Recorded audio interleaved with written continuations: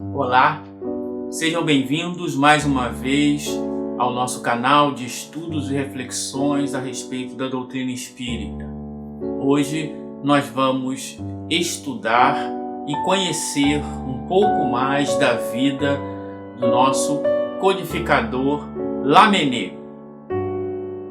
Vamos entender a transição de um jovem padre empolgado com o poder da igreja, achando que a igreja pode resolver os problemas do mundo, e com o passar do tempo, em que ele vai conhecendo a natureza humana, entendendo que os representantes do povo, tanto na área da religião quanto na área do Estado, são pessoas com as suas dificuldades e que não estão ali para se preocupar com o povo. E isto vai trazendo uma revolução em sua vida, ele vai se transformando. O seu primeiro encontro com o Papa, onde ele é tratado da melhor forma possível para tentar fazer com que ele modifique suas ideias. Depois, no segundo encontro, em que as pessoas já sabem que não vão conseguir modificá-lo, então ele já é tratado como qualquer um. E a partir daí ele vai cada vez mais se envolvendo com o povo, se afastando da igreja até o rompimento total. Então, essa primeira parte, nós vamos estudar essa trajetória da sua ordenação até a sua morte. Posteriormente, vamos tratar da sua vida de além-túmulo, como alguém capaz de tanta revolução, de tantas brigas, de tantas lutas, tanto no campo da religião, no campo da política, no campo da sociedade. Como um ser como esse consegue compor a falange do espírito de verdade? É o que nós vamos ver no próximo episódio. Hoje é a primeira parte da vida de Lamennais.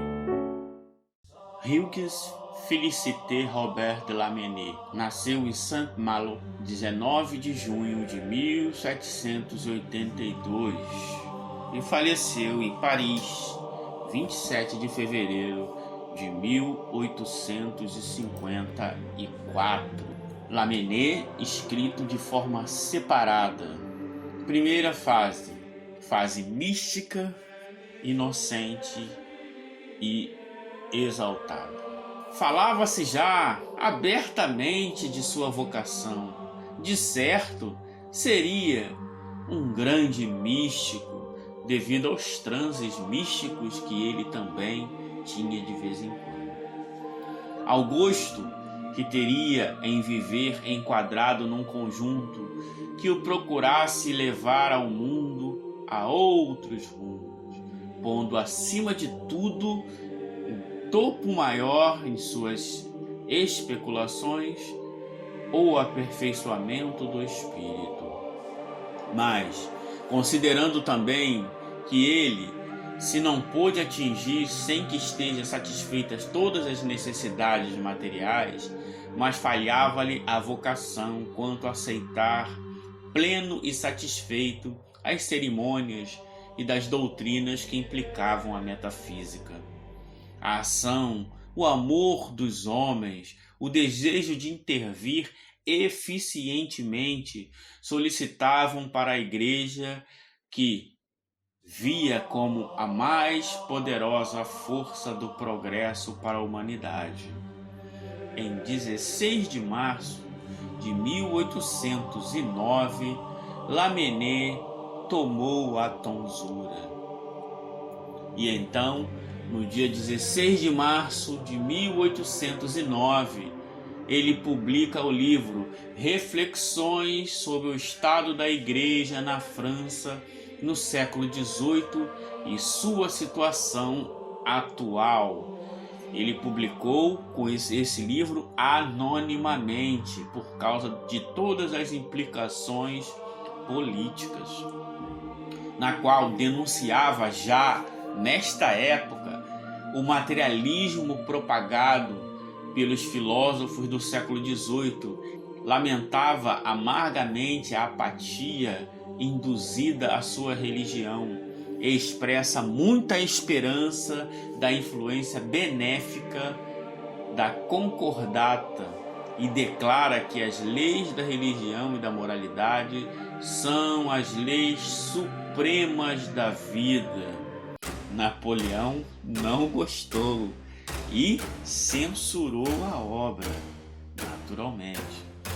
A polícia de Napoleão aproveitou o livro como perigosamente ideológico, com as suas recomendações do ansioso renascimento religioso e organização clerical ativa, mas despertou também o estilo ultramontano,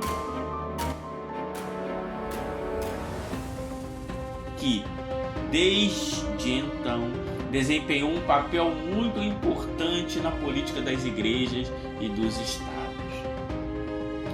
A reprovação oficial veio juntar-se a de alguns amigos eclesiásticos, isso mesmo. Alguns padres louvaram a coragem do menino e o estilo, mas achavam o livrinho de uma rematada imprudência. Nem ousavam falar dos perigos para o autor, porque sabiam perfeitamente que não moveriam com argumentos de tal ordem. Lamennais era um ser determinado. Em 1811, ele se tornou professor de matemática em uma faculdade eclesiástica fundada por seu irmão em Saint-Malo. Em 1814, uma escrita ocasionada pela nomeação do cardeal Maury para o arcebispado de Paris pelo imperador, na qual condenou veementemente o princípio galiciano, que permitia a criação de bispos independente da sanção do Papa. Para Lamennais, isso era um absurdo, esse intervencionismo fora do âmbito da igreja. Os 100 dias que lançaram pânico nos meios religiosos realistas forçaram-no ao exílio. Passou à Inglaterra e lá ensinou por muito tempo no internato dirigido por um padre irlandês. Sentia-se até plenamente bem na missão de descobrir e revelar espíritos a si próprios. E talvez ficasse por Londres por muito tempo, sempre com o desejo de voltar para a França e a inquietação por seu irmão João-Marie Lamennais, que continuava na França. Então, ele regressou à França após os eventos de Waterloo e, impressionado pelo misticismo do padre Caron, que encontrara na Inglaterra, incitado pelos seus irmãos, vendo já a igreja como caminho único, ele ordenou-se em 9 de março de 1816. Pelos fins de 1817, publicou o primeiro volume do ensaio sobre a indiferença em matéria de religião, que afetou a Europa como um feitiço. No livro, Lamennais trata como um taco de beisebol todas as estruturas. Ele trata da indiferença que se opõe à fé. Não pode, portanto, aceitar-se nem pelo lado da sociedade, nem pelo lado do indivíduo. Teríamos um bando de desencontrados interesses e até, o que seria pior, de indefinidos interesses. Sem lei certa que pudesse guiar, no segundo caso, uma indiferença perfeita seria a morte. Sem motivos de decisão, o homem não se decidiria, e a verdadeira, a última causa de uma decisão só pode ser a fé. Não se discutindo por agora qual o objeto ou o fundamento dessa crença. Não se decidir, o O ser jogado de vaga a vaga, sem qualquer reação, é, na verdade, estar morto. Os ateus que mascaram a sua indiferença com o nome de tolerância, ou que, pior ainda, se fizeram amigos da igreja apenas para a explorar, para delas se servirem como de uma força política. Depois os deístas, cuja doutrina e hábito de espírito conhecia por experiência, eram os adeptos de uma chamada religião natural, sem princípios sólidos, sem características definidas, sem compromissos morais. No fundo, era apenas uma forma de ser ateu, sem correr nos riscos que a situação podia confortar. E finalmente os heréticos, que são afinal quase todos os católicos que tomam a liberdade perante os dogmas da igreja, mascaram com seus hábitos a sua indiferença fundamental perante a religião, desobedecem à autoridade do Papa, tornam fraca a instituição a que dizem pertencer, porque não reagem ante os seus verdadeiros inimigos. Lamennais, com seus artigos, tudo que trouxesse uma marca liberal ou que parecia sintoma de anarquia, encontrava no padre um implacável inimigo. O método Lancaster também teve a censura do padre, método que usava o maior número de alunos com o menor número de recurso, que usava de repetições vãs. Isso o padre também desaprovava, pois que não criava nenhuma liberdade intelectual aos seus alunos. Os adversários a essa época já os pintava como feroz, bilioso, sem uma centelha de compreensão ou de afeto humano, vivendo como um bicho no seu fojo, agressivo, sinistro. No entanto, só o amor o movia, só o levava a não se retirar da batalha em que se metera o desejo de melhorar um pouco a vida dos homens. No entanto, só o amor o movia, só o levava a não se retirar da batalha em que se metera o desejo de melhorar pouco a pouco a vida dos homens, de se sacrificar por eles, consumindo-se como uma chama mais alta, e a todos mostraria os livres, os amplos caminhos do futuro. Lamennais combatia por uma ampla liberdade que permitisse aos católicos abrirem escolas religiosas, que era proibida nesta época, onde os rapazes pudessem ser educados na religião de seus avós, o fundamento da ordem, a condição indispensável a toda a sociedade. Lamennais, em uma carta aberta, atacou com dureza, fazendo-lhe ver que um prelado não tem que se guiar por considerações políticas, mas apenas pelo que constitui o seu dever religioso. A impressão causada nas altas esferas eclesiásticas foi desfavorável. O bispo de Paris interveio, defendeu o anjo do Senhor, injustamente atacado por um padre de zelo excessivo. Aprovou o procedimento do grão-mestre e ameaçou Lamennais de interdito.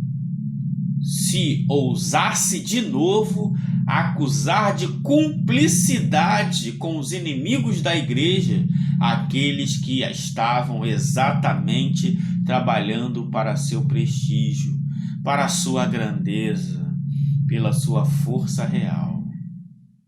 Em 1820, principiava a compreender que, pelo menos em alguns dos seus membros, a hierarquia só tomava da religião os aspectos exteriores.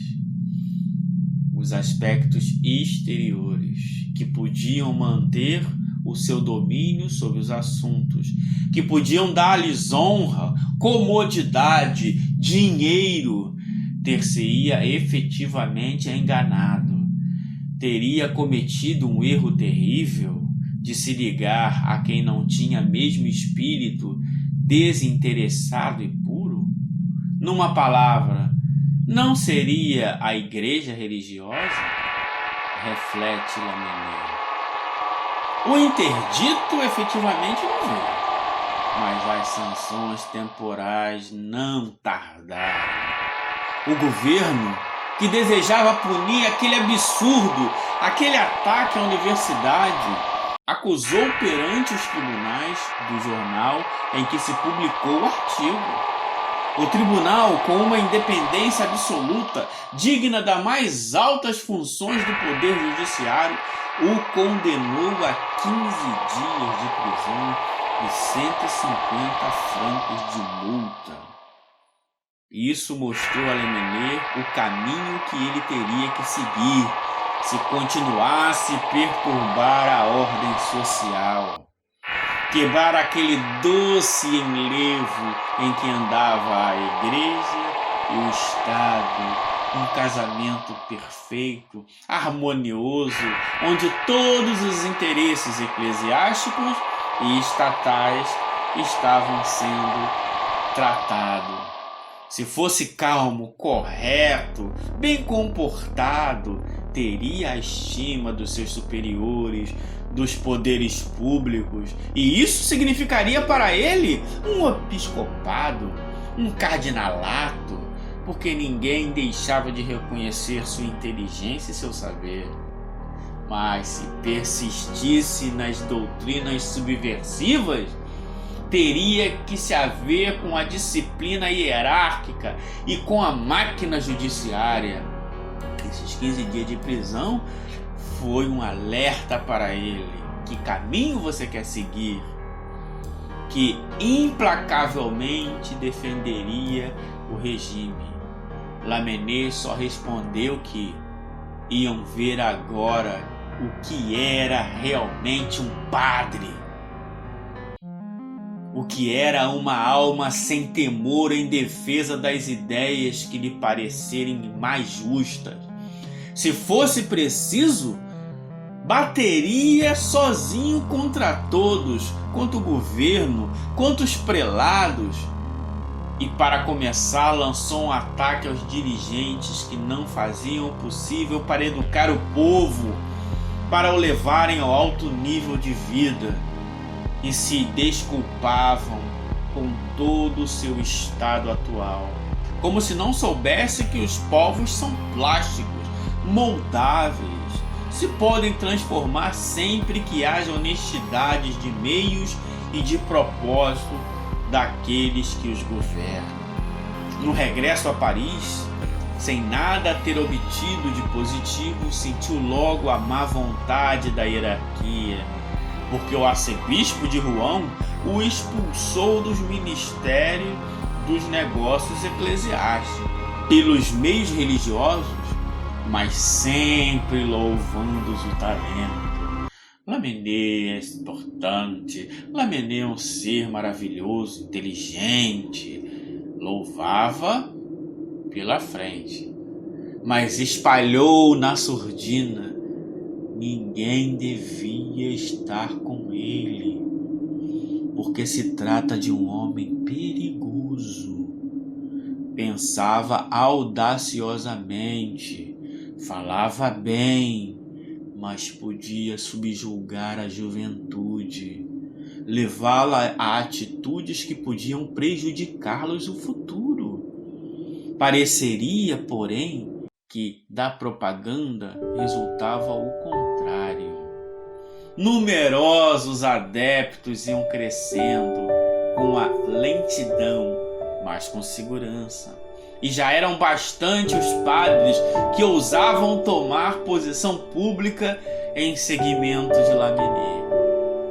Em 1825, as considerações sobre a religião e a ordem pública e civil marcou ainda melhor as doutrinas do grupo. O poder espiritual da igreja, soberania absoluta do Estado, fonte da reforma que se tinha que fazer.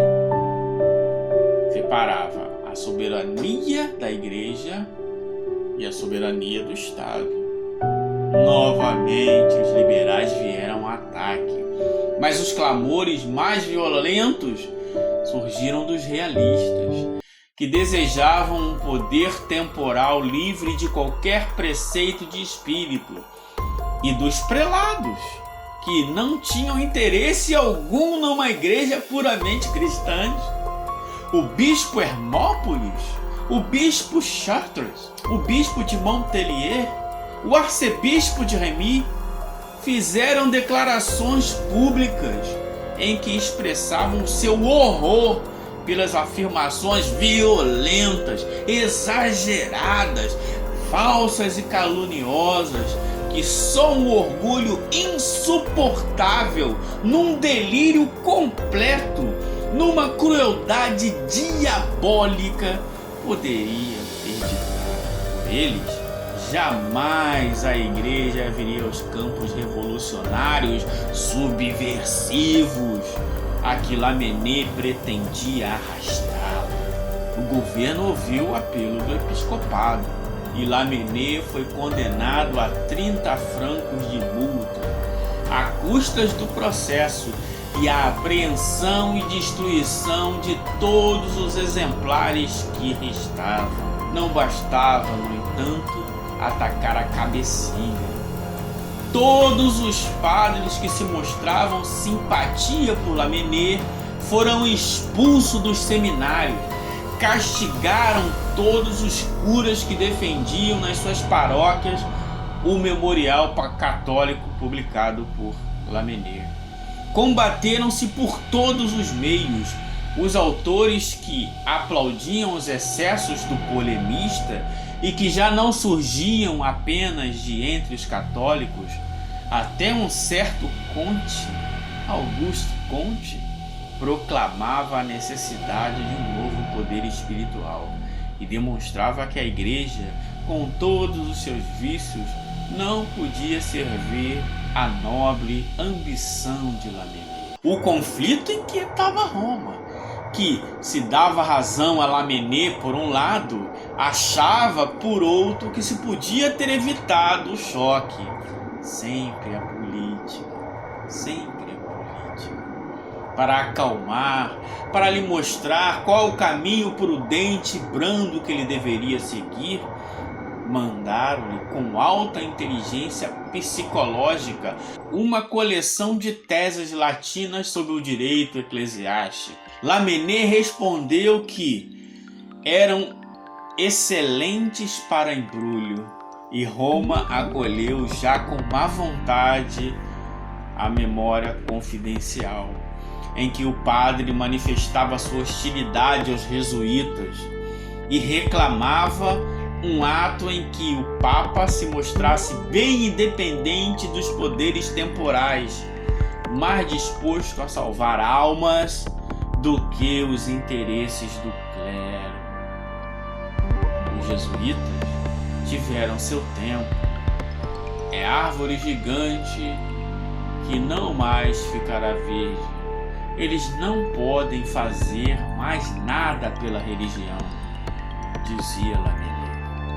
A maldade dos seus adversários e dos seus companheiros, o cálice de fel que lhe trazia aos lábios o anjo de Deus enviava a experimentá-lo.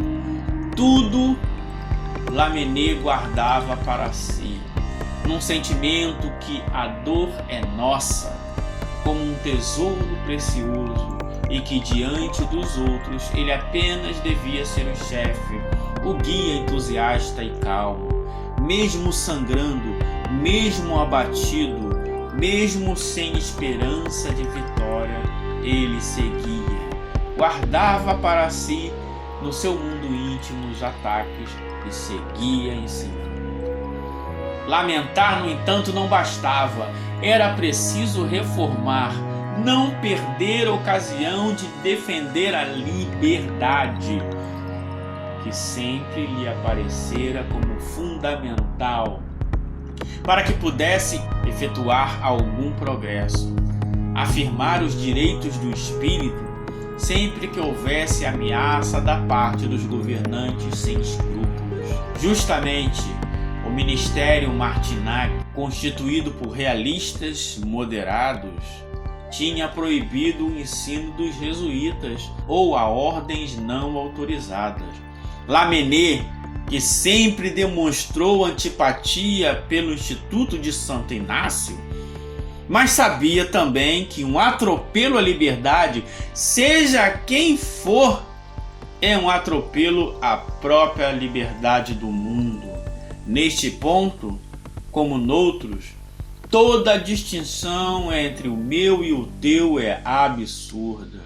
Lamennais adivinhou um momento decisivo da história da Igreja e, cheio de esperança, aguardou impacientemente na impaciência dos discípulos, tão exaltados como ele, que o Vaticano lançasse uma grande palavra do século e trouxesse aos bispos franceses a solidariedade dos católicos de todo o mundo. O Santo Padre, contudo, considerou a feição política do conflito, a necessidade de satisfazer os liberais que reclamavam contra a companhia, o mau exemplo que daria, pondo o altar contra a espada, quebrando a aliança secular entre os reis e os papas. Para Lamennais, o golpe foi duro demais. Se o pontífice falhava, em quem se poderia confiar? Quando já não tinha conhecimento do que eram a hierarquia e a massa ignorante do clero. Não seria realmente a Igreja o corpo espiritual de que se podia confiar a redenção do mundo? Refletia Lamennais. Lamennais, insistindo na ideia, publica o progresso da Revolução e da guerra contra a Igreja, em que, batendo a idolatria monárquica da Igreja, reclamava uma ampla liberdade, sobretudo no que se refere à liberdade de imprensa, e já pergunta a si mesmo sobre o liberalismo. Tão forte, tão impetuoso, não responderá a qualquer profunda reclamação do espírito humano. Os liberais já o consideravam um reacionário, um ultramontano, numa tentativa mais de fundar uma teocracia que por completo oprimisse os livres pensadores. Combatido na França por todos os grupos políticos, na Bélgica o livro teve um êxito enorme. Os dois partidos, católicos e liberais, ambos contra Guilherme I e desejosos de tornar a Bélgica independente da Holanda, assentaram sobre ele um programa de ação em que se punha como base da liberdade de imprensa e da liberdade de culto e da liberdade de ensino no país que viesse a se formar. Cada um podia ter o seu jornal onde criticasse ou apoiasse as vistas do governo. Cada um podia ir ou não à igreja ou a qualquer igreja. Cada um podia mandar os seus filhos a escolas que achasse mais convenientes, escolas neutras, escolas religiosas. O resultado imediato da sua pregação animou Lamennais. Se o liberalismo perdia sua agressividade antirreligiosa, a Igreja também, ao seu turno, poderia compreender os liberais, ajudá-los no seu trabalho de remodelação social. Nesse momento, vemos uma transição no pensamento de Lamennais. Não queria isto dizer que todos os caminhos ficassem aplanados e que não viesse a ser possível um choque futuro. Era mesmo quase certo que ele se daria. As condições econômicas da gente que formava o grosso partido liberal eram demasiado diferentes até adversas das condições econômicas do povo para a questão, se não viesse a pôr no campo da política. Ora, perante esse combate inevitável, a posição da igreja não poderia ser outra senão de estar do lado do povo contra a burguesia infantil nesse momento. O cristianismo do Cristo, que para ele era sempre o verdadeiro, o que o movia, o que alentava através de tudo, fora uma doutrina pregada em favor dos pobres, por amor dos pobres, para que os pobres um dia pudessem deixar o seu mundo de miséria e sofrimento. Bastante duro fora Jesus com os ricos, e pareceria que a igreja tinha abandonado seus rigores. Além de tudo, o que era permitido e mais facilmente ocorria era o clero defender as fortunas ameaçadas e explorar os pobres. Escarnecido, humilhado na sua fraqueza, na sua inferioridade social, quando o conflito se pusesse em termos de economia, a igreja deveria ser de novo adversária do liberalismo. Mas nada impedia que se tentasse agora que a igreja fosse já trabalhando para que o mundo futuro surgisse com o mínimo de desastres e de perdas. E convencidos ainda de que esse papel de inspiração e de crítica cabia sobretudo aos cristãos, pensaram alguns amigos de Lamennais a fundar um jornal, e logo lhe escolheram para diretor, e assim veio ao mundo o primeiro número do jornal L'Avenir. Saiu em outubro e apresentou-se como um defensor de Deus e da liberdade, isto é, como afirmando a existência no mundo de uma fundamental atividade de espírito e ligando-a indissoluvelmente à ideia de liberdade de consciência e, portanto, de liberdade social. Apesar do preço da assinatura ser elevado, o jornal conseguiu logo milhares e milhares de assinantes. Os padres, os laicos leram o jornal com igual entusiasmo. Afirmavam-se que não havia para os reis direito divino, no sentido místico dos legitimistas, e que o poder não é mais do que uma delegação da coletividade na ordem administrativa, o que dava imediatamente um direito de substituição, melhor até, um dever de substituição quando não estivesse a exercer bem suas funções, e punha fora as atribuições de qualquer governo, o que diz respeito à inteligência e ao sentimento, a religião, a filosofia, a ciência deviam ser completamente livres. Para que este regime de liberdade pudesse funcionar no que respeita à religião, era necessário que todos os cultos fossem independentes do governo. Reclama, portanto, Lamennais uma separação da igreja do Estado, um subsídio aos padres para eles, de guias espirituais, não descessem ao papel de funcionários públicos, servidores de partido que estivessem no poder. O ensino deve ser livre, reconhecendo-se o pleno direito que tinha o padre de ensinar, desde que se conformasse com o mínimo das regras pedagógicas que constituem um nível comum de todas as escolas francesas, e desde que não se servisse a escola para fins políticos, quanto a um cunho nas escolas oficiais forçosamente neutras, achava o Lamennais sacrilégio, humilhante para a igreja, porque iam se expor a cerimônias e símbolos de culto que ninguém estava nem aí, era apenas uma formalidade. Lamennais via a imprensa livre, servida por jornalistas dignos, como a melhor auxiliar de um governo, como um elemento indispensável para que funcionasse a máquina administrativa.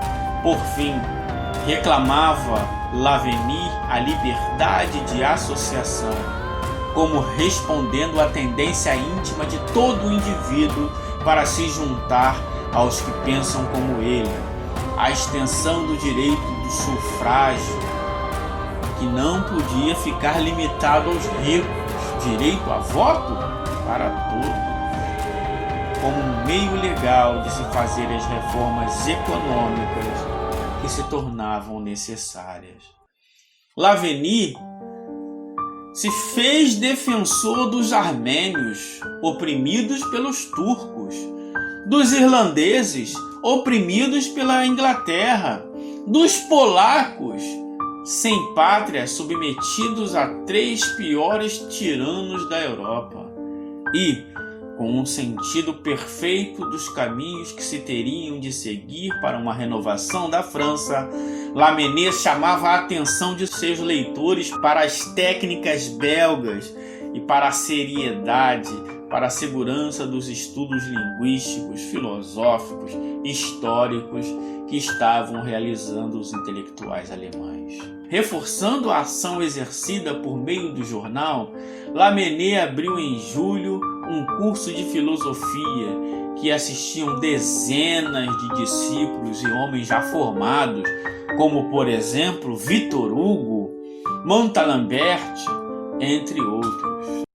Luigi Emanuele Niccolo comunicou para Roma que o padre pretendia levar a uma revolução que excedia brutalidades e violência. Os prelados, como de esperar, fizeram causa comum com o núncio, e grande parte do clero, certamente a maioria, se indignou contra Lamennais, um mau cristão que se revoltava contra os mais evidentes preceitos evangélicos, que orgulhosamente punha de parte as doutrinas dos padres, que ousava levantar-se contra a política do sumo pontífice.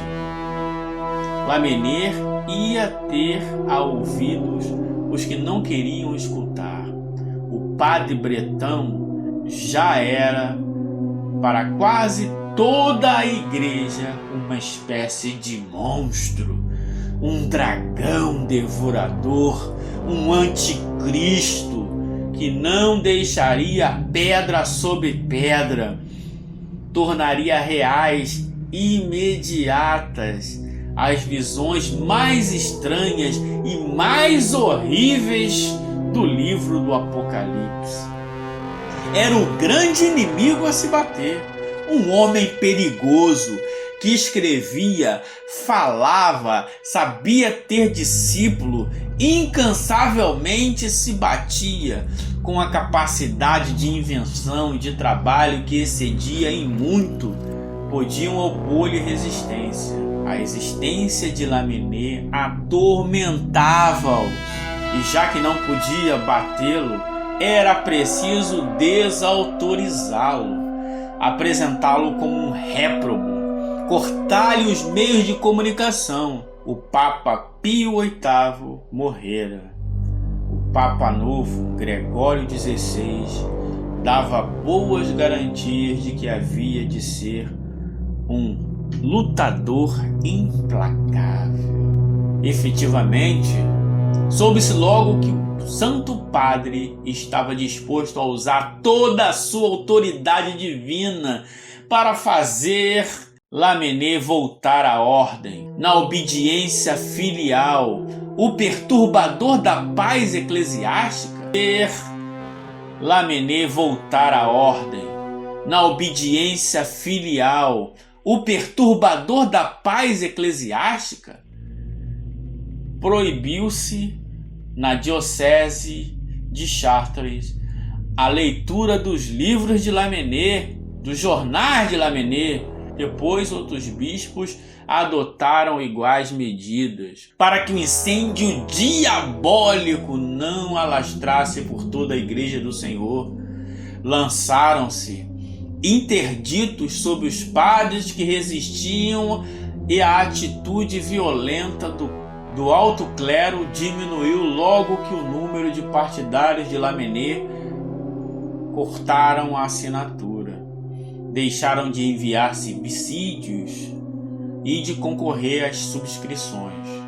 Alguns mesmos mais fracos passaram a escrever contra o que fora seu mestre, mas Lamennais, para lá das indignações de momento, compreendiam assim procedessem que toda a formação de disciplina, de despotismo, retomasse o ascendente e as condições econômicas. Segunda parte. O outro Lamennais. Lamennais, depois de todo o ataque da igreja, resolveu acatar. Anunciou que suspenderia o jornal e que também tinha fundado. O seu caso seria submetido ao Papa. Segundo os cânones da igreja, decidiria se ele estava ou não de acordo com a doutrina cristã.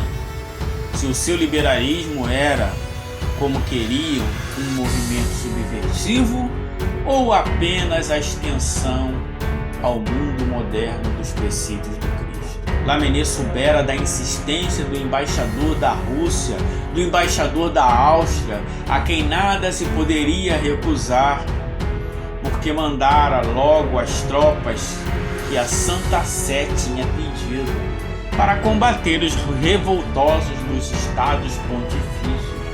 O governo francês fizera sentir também que não lhe seria muito agradável qualquer atitude que os extremistas liberais pudessem apresentar como de aprovação eclesiástica. Por fim, o cardeal de Rouen e os jesuítas trabalhavam juntos no sentido de uma decisão que condenasse o jornal Lamennais. Lamennais, como padre, tinha a obrigação de recomendar aos franceses o que? A resignação, a paciência, a caridade, o amor entre os homens. Isto é, do lado do rico e da esmola, quando necessário.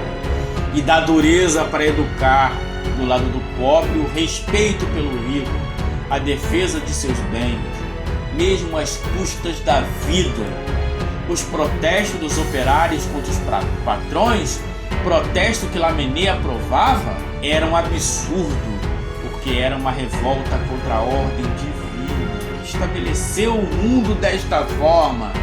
Era um sintoma de falta de religião, até de falta de inteligência, porque se não houvesse rico, não havia trabalho, portanto o pobre passaria fome.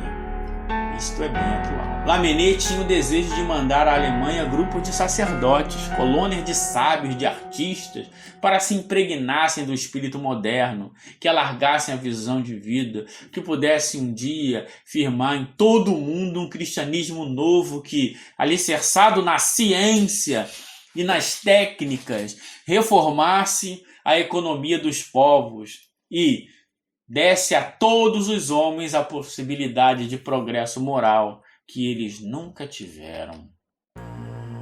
Quando o enviado da nunciatura lhe entregou a encíclica Mirarivus, em que o Papa condenava com duras palavras, o representante do Senhor fulminava a execrável doutrina da liberdade de consciência, menos funesta pretensão de liberdade da imprensa e todas as teorias que tendiam a abalar o poder dos príncipes temporais, que defendesse qualquer das chamas de liberdade, que não eram senão tiranias da desordem e da anarquia, dos ferozes instintos, e não podia ser considerado pela Igreja senão como um herético. Sobretudo, se aliava para atingir os seus fins com ateus confessos, com gente de nenhuma espécie moral e para Lamennais, para todos os ataques que alguma vez tinha deixado arrastar por tais loucuras, só havia uma saída: a submissão total e integral à sentença da Igreja.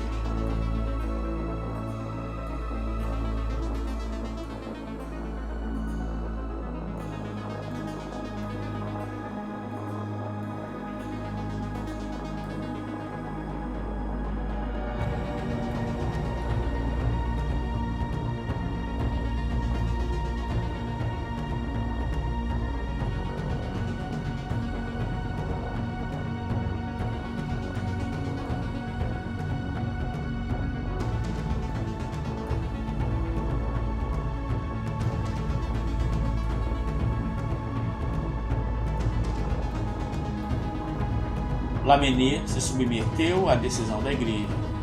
Não podia agora recusá-la, apenas porque o condenava.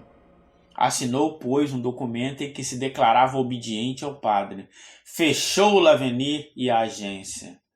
Lamennais, a partir daí, não deixou de ser cristão, mas a sua decepção foi total com a Igreja.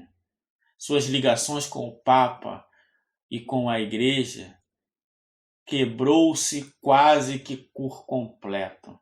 Até mesmo parecia que sua crença em Jesus divino se abalava profundamente e que o modelo de Lamennais era o Cristo humano, o carpinteiro da Galileia. Em 30 de abril de 1834, ele publica Palavras de um Crente. Era uma renovação do Evangelho, um apelo aos homens para que finalmente instaurassem a prática, desaparecesse de vez a miséria material do pobre, a miséria moral do rico, para que outro paraíso se abrisse a todos, sem distinção de condenados e de eleitos, sem que ninguém tivesse de cumprir a tarefa humilhante e absurda de julgar. Os pobres fizeram várias filas, alugavam o livro por um pouquinho de tempo para poder ler esta obra, formavam grandes filas para ter o prazer de pegar o livro e ler por 5 minutos, 10 minutos, ou 25 minutos, conforme o dinheiro que tinham conseguido. Aquelas palavras de Lamennais, da libertação dos pobres, caía como um cântico a todos os miseráveis operários que se faziam vaquinhas para poder alugar o livro Palavras de um Santo. E depois escutar o que escrevia Lamennais, sabia que 20 italianos pobres tinham feito economias nos seus orçamentos já bem reduzidos, e todas as noites o grupo se juntava como um culto para discutir e meditar sobre o livro. Nos colégios, os alunos, apesar de bem vigiados pelos prefeitos e pelos mestres, conseguiam obter os livros e depois liam nos estudos e nas aulas, transportados de entusiasmo perante aquela doutrina que lhes parecia nova e era afinal a mesma dos sermões e dos livros piedosos, mas com sinceridade e vida. O editor, que não contava com grande êxito, apesar da exaltação dos tipógrafos, tivera de fazer novas tiragens e em pouco tempo vendeu-se mais de 100.000 livros.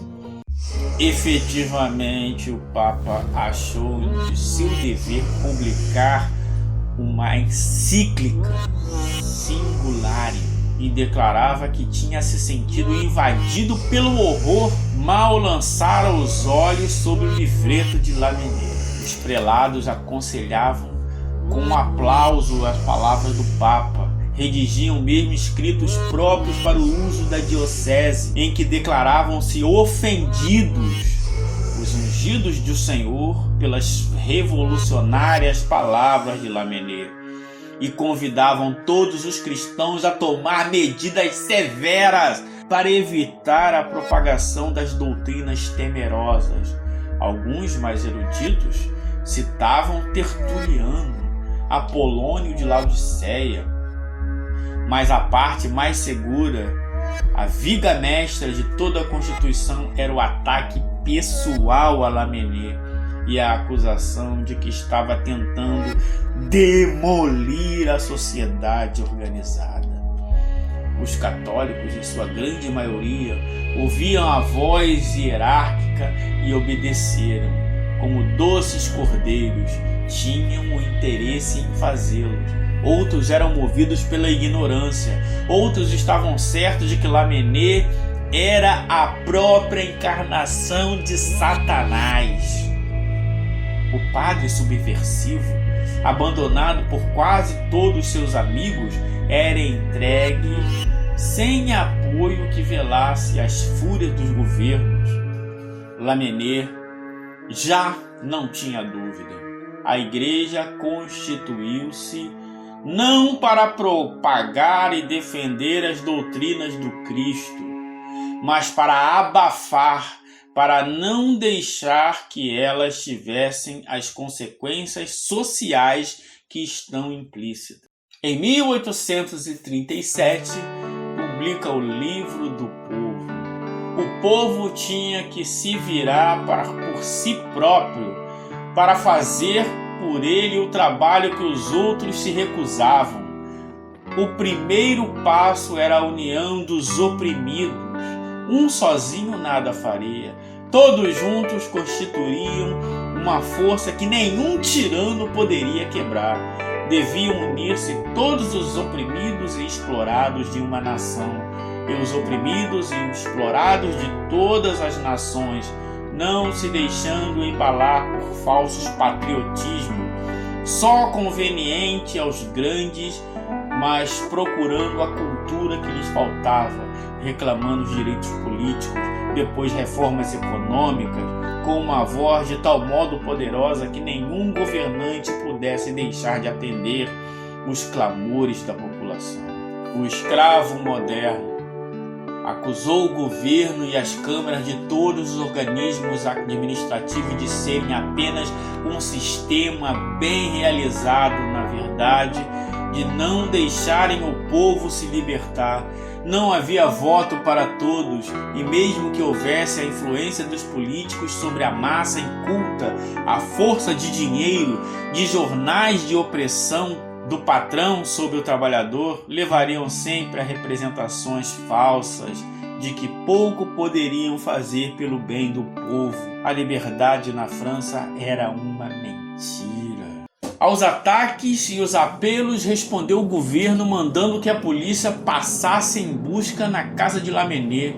Fabricaram-se conspirações em que o padre se teria envolvido, mas apesar de toda a boa vontade, foi impossível encontrar qualquer indício de seus propósitos maléficos. Mas como os jornais conservadores consideraram ignóbil com ofensas à moral pública, incentivando as terríveis proezas dos anarquistas, ordenou-se que se fossem apreendidos exemplares do livro, que tomasse conta a questão. E aí é lógico que Lamennais teria que ser condenado, visto que os juízes não eram mais do que obedientes e servos do poder. A audiência foi puramente formal. Lamennais foi condenado a 1 ano de prisão e 2.000 francos de multa, e também as custas do processo, e a destruição de todos os exemplares do livro que tinham sido apreendidos, e até se arrependeram de não tê-lo castigado mais brutamente. Alguns até pensaram que o mundo seria mais tranquilo se ele não sofresse um acidente, se não fosse assassinado ou coisa parecida. Esse ano de prisão trouxe ao mesmo tempo para Lamennais o apoio de milhares de franceses e de estrangeiros. Representações, cartas, artigos de jornais, sessões de homenagem, deu a possibilidade de meditar nas ideias que expôs. Com uma publicação do Evangelho, a que juntou comentários naturalmente pouco ortodoxos, Lamennais quis mostrar que esta religião universal já uma vez fora pregada e que só a inferioridade humana de que a igreja, com todas as suas misérias, era apenas um reflexo, não deixara que ela se expandisse plenamente e desse a todos a vida que deveriam viver, ou talvez até não houvesse inferioridade humana, mas apenas dificuldades circunstanciais em que fora feita a primeira pregação. Quando o Papa, tentando um entendimento, lhe faz saber que poderia perdoar-lhes, recusou as propostas, mas sem violência. Embora defendesse firmemente sua posição, estava a essa altura de, se quisesse perdoar ele ao Papa todo o mal que tinha feito, mas nem pensava em perdoar porque sabia cumprir o preceito de não julgará. Entrou para a política em 1848, mas seu espírito não era feito para pequenas transações e para trabalho paciente. O que importava era pôr uma doutrina que os outros, apenas doutra espécie, não inferiores a eles, iriam pondo em prática, servindo-se de qualidades que não tinha. Após a prisão, as decepções da igreja, uma doença longa, debilitante, e todas as dificuldades de todos os seres com uma idade avançada, Lamennais sucumbiu. No dia 27 de fevereiro de 1854, sem uma palavra de temor ou de ódio, e imediatamente o arcebispo de Paris comunicou ao ministro do Interior que Lamennais faleceu e que, durante o enterro, poderiam se produzir tumultos. Então, o ministro comunicou à polícia que deu ordens para que o funeral se fizesse às 8 da manhã, acompanhando o cadáver apenas pessoas da família. A polícia, postada diante da casa, na manhã fria e nevoenta, fez cumprir rigorosamente as ordens do chefe e o corpo seguiu quase que sozinho, mas à distância, contida pelo serviço de ordem, vinha uma multidão de operários e estudantes que de quando em quando gritavam: "Abaixo os ladrões de cadáver! Abaixo os ladrões de cadáver!"